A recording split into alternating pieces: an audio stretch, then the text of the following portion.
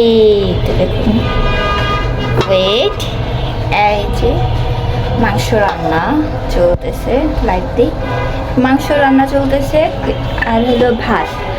দুঃখের বিষয় হলো গ্যাস অনেক কম। এই দেখেন কতটুকু গ্যাস, এতটুকু গ্যাসে হলো রান্না হচ্ছে।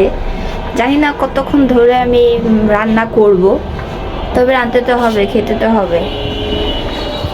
তো দেখা যাক কতক্ষণ রান্না হোক, পরে কথা বলবো। আমার হলো ছোট্ট জায়গায় ছোট্ট একটা টব, যেখানে গাছ হচ্ছে, যেখানে ছোট্ট জায়গায় গাছ হচ্ছে। এই যে এখন দেখবো ফ্রিজে কি আছে। এই যে ফ্রিজ, এই খাবারগুলো গরম করতে হবে, আর এই যে শাকটাও গরম করতে হবে।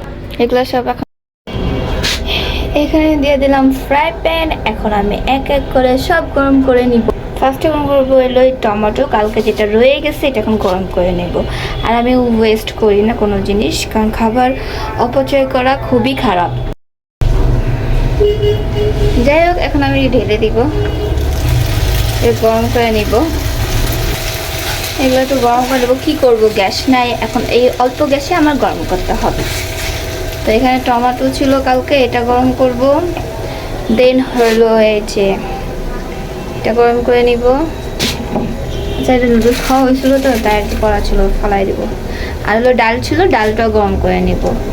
তো আজকে দুপুরে খাবার এগুলোই ছিল, পরে আবার দেখা যাবে কি করা যায়।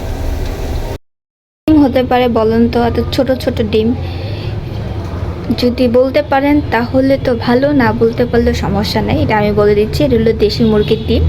তো এই ডিমগুলো এখন আমি ভেজে নেব শুধুমাত্র আমার জন্য। এটাকে আমি ভালো করে কচলিয়ে নিব। আচ্ছা, আপনারা বলেন তো দেশি মুরগির ডিম ভাজা খেতে কেমন লাগে, এটার টেস্টটা কেমন আসে? অবশ্যই ভালো আসবে। এখন অনেকে বলবে আপু আপনি কখনো দিয়ে দেশি মুরগির ডিম ভাজা খান নাই? অবশ্যই খাইছি। তো অনেকের কাছে অনেকে ভালো লাগে, বা অনেকের কাছে অনেকে ভালো লাগে না। তো আমার কাছে ভালোই লাগে।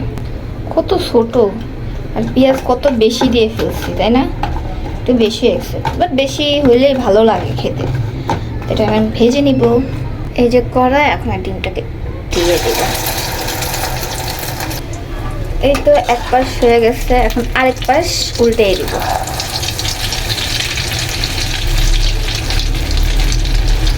আজকে ডিম ভাজা দিয়ে আর হইলো ডাল, ডালটাও গরম হয়ে গেছে। তো আজকে ডিম ভাজা আর ডাল দিয়ে আমি ভাত খাবো।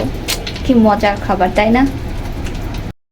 তো এই যে বড়া আর এই যে ভাজি, এখন এটা খাবো।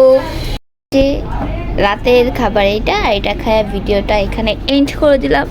আশা করি আমার ভিডিওটা ভালো লাগবে। তো আজকে এই পর্যন্ত, সবাই ভালো থাকুন, সুস্থ থাকুন, আল্লাহ হাফিজ।